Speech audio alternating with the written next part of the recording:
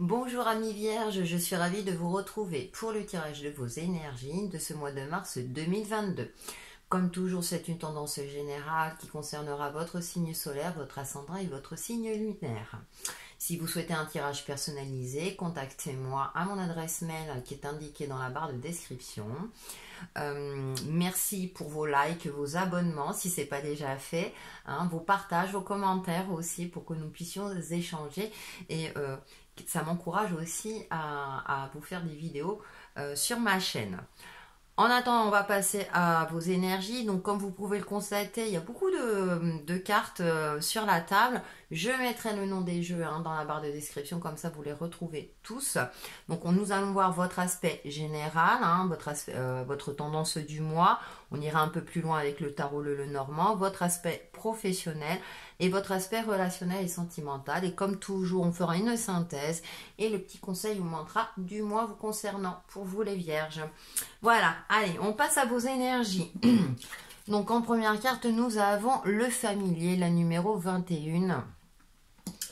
Et ensuite, nous avons la numéro 20, universelle, la terre. Notre essence divine et cette émanescence qui, à travers toutes nos vies, cherche l'expression unique de sa présence. Alors pour moi, vous avez une prise de conscience durant ce mois de mars. Peut-être que vous travaillez sur vos aspirations profondes. Il y a une forme comme ça d'un sens de l'observation. Vous observez avant d'agir. Alors ça tombe bien par rapport à les caractéristiques de votre signe. Vous êtes plutôt observateur, vous aimez planifier. Et là, effectivement, on a des énergies qui correspondent à vos caractéristiques. Il y a le côté intuitif, elle est dans les fonds violets, cette carte. Donc, il y a ce sens de l'observation peut-être aiguisé. Vous allez peut-être voir au-delà du réel, j'ai envie de dire. Et avec cette carte numéro 20, j'ai l'impression qu'il y a une prise de conscience par rapport à un aspect de votre vie, par rapport à vous-même.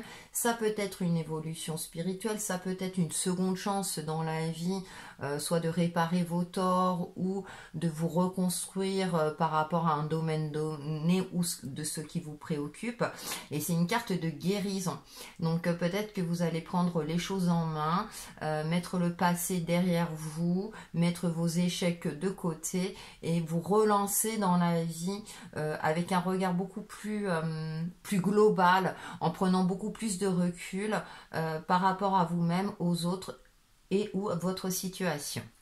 Allez, on va aller un petit peu plus loin. En première carte, nous avons la lune. Ensuite, nous avons l'ermite.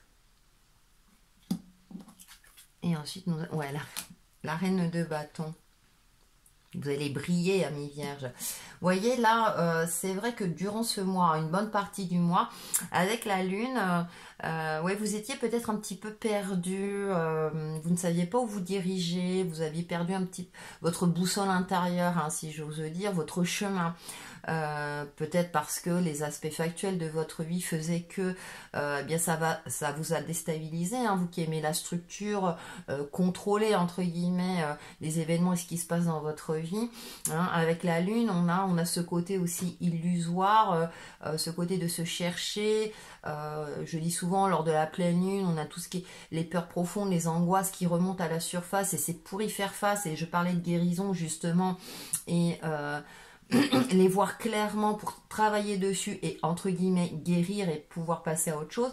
Et j'ai l'impression que c'est ce que vous allez faire avec l'ermite là dans ce jeu qui est magnifique, qui est la numéro 9. Donc vous allez faire un bilan sur vous-même, sur vos émotions intérieures, sur ce qui vous préoccupe aussi. Vous allez prendre le temps de voir chaque chose, les analyser, mais aussi bien consciemment qu'inconsciemment, prendre le temps peut-être de méditer, de vous connecter à vos guides, etc. Parce que je disais qu'il y avait un aspect spirituel aussi avec celle-ci.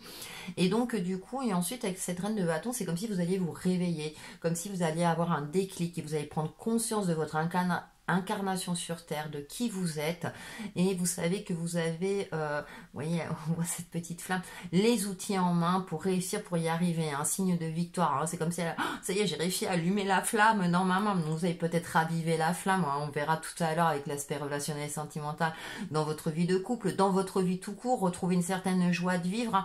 Après une période comme ça un petit peu compliquée, hein, j'ai l'impression que là, ça y est, vous allez avoir un regard plutôt éclairé sur votre situation, sur vous-même et sur votre vie, hein, du coup, et on retrouve le chat noir, c'est marrant. Donc il y a ce côté mystique, hein, qui ressort aussi, et pour moi il y a une prise de conscience et une révélation pour certains d'entre vous, parce que je parlais de guérison également. Avec le Lenormand, nous avons le serpent, la boussole et l'homme. Vous allez retrouver votre chemin. Là, pour moi, par rapport au jeu, le serpent va me parler de mutation. Hein, le serpent change de peau. Mutation. Il mue. Bon. Vous allez changer de peau. Vous allez vous transformer aussi bien intérieurement qu'extérieurement. Vous allez retrouver votre chemin avec cette boussole. On a le soleil au centre. Hein, ça y est, vous allez voir les choses d'une autre manière, reprendre le dessus sur votre vie. Et avec cet homme, on a l'énergie masculine, prendre conscience. Alors la reine de bâton, c'est intéressant parce qu'il y a aussi ce côté dans beaucoup de jeux, ce côté, elle sait que c'est une belle femme, une séductrice aussi. Il y a le côté séducteur et on retrouve le côté séducteur là avec cet homme. Hein. Donc vous allez reprendre conscience de votre potentiel de séduction aussi. Alors pas que sur l'aspect physique, mais peut-être que justement vous allez plus prendre soin de votre côté physique, vous mettre en valeur, peut-être investir dans des vêtements qui vous vont mieux, que vous soyez homme ou femme, hein, à vous de voir, et voilà, reprendre conscience de votre potentiel de séduction. Alors la séduction, certes pour séduire votre partenaire si vous êtes en couple ou quelqu'un, mais aussi pour séduire la vie aussi, j'ai envie de dire. Hein. On aime être apprécié, recevoir des compliments, hein, sans forcément, voilà, hein, ça peut être aussi au niveau pro, retrouver, voilà, ça permet d'asseoir un petit peu votre place, hein, vous voyez, de retrouver cette oui, je plais, et ça fait du bien aussi. Hein. Donc, on va voir justement le domaine pro. En première carte, j'ai la carte 4 de coupe. Ensuite, la tour.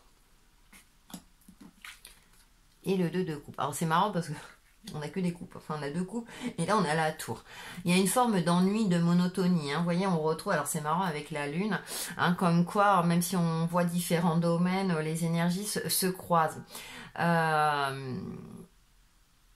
Et pourtant, il y a cette pureté. Hein. C'est-à-dire qu'il y a une forme de monotonie, vous vous ennuyez au niveau du travail. Et là, on a la tour, il y a quelque chose qui va se passer, qui va vous déstabiliser. Mais comme elle est entourée, derrière j'ai la 2 de coupe, c'est quelque chose qui va vous secouer, qui va vous réveiller, hein, parce que moi, je parlais de guérison. Et donc, soit on va vous proposer une mutation, une promotion, quelque chose de cet ordre-là pour ceux qui sont déjà en poste, ou comment dire, une entreprise va faire appel à vous aussi, une entreprise concurrente, ou voilà, peut-être que vous cherchiez de l'emploi ailleurs alors que vous étiez déjà en poste, et hop, on va vous proposer un contrat.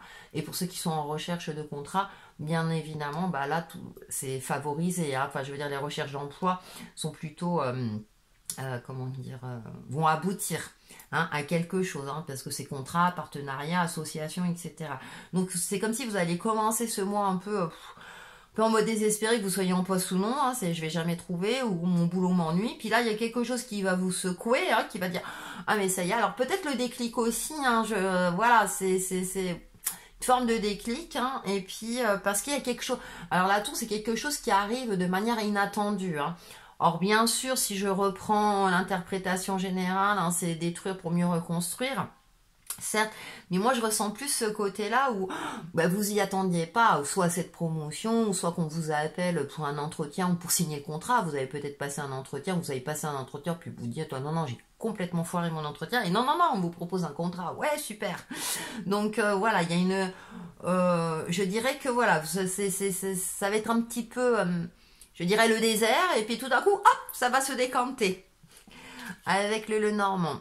Nous avons les nuages, d'accord. Oh, ben, coup de bol. Vous voyez, c'est pour ça que je ne sentais pas la tour dans le côté pour ça que je prends des libertés avec l'interprétation des cartes, hein. Je ne reste pas du tout scolaire, mais je pense qu'on est de plus en plus à le faire comme ça, par rapport à nos ressentis. Voilà, et de la nouveauté. Vous voyez, il y a de la nouveauté, il y a le petit coup de pouce du destin. C'est-à-dire que là, c'est pareil, on retrouve ce côté, bon, alors les nuages, c'est passager, hein, c'est quelque chose de passager, mais c'est vrai que c'est comme si vous aviez perdu un petit peu espoir, hein, que bon... Voilà, et puis là, hop, ce coup de chance. Et puis là, avec ce regard d'enfant, ben, on a ce regard émerveillé, la découverte de quelque chose de nouveau. Ouais, c'est génial, hein, on voit cet enfant il a le regard éveillé, puis le regard vers le haut. Donc vous retrouvez aussi votre optimisme. Oups. Si je commence comme ça, hein, votre optimisme, donc que vous soyez en recherche ou déjà en poste, ça va bouger au niveau professionnel et financier. Alors c'est vrai que j'ai oublié parce que bon là c'est professionnel et financier, mais ça va évoluer dans le bon sens. Hein. Je veux dire même au niveau finance, ça va suivre derrière. Alors j'ai plus parlé du côté pro parce que j'ai eu le ressenti côté pro. Hein. Parfois il y a plus le côté financier, mais en général c'est en lien. Mais en tout cas vous avez le petit coup de pouce. Le trèfle aussi, ça peut être aussi un gain inattendu, hein. Ça c'est une possibilité. Après une période un petit peu compliquée, un petit peu, oh là là, comment je vais finir le mois, hein. Peut-être que justement, au début de mois, vous êtes là, non, mais je vais jamais y arriver, parce que le mois de mars, hein, il y a 5 semaines, hein, c'est long, hein, donc faut le tenir, hein, ça a l'air jusqu'au bout.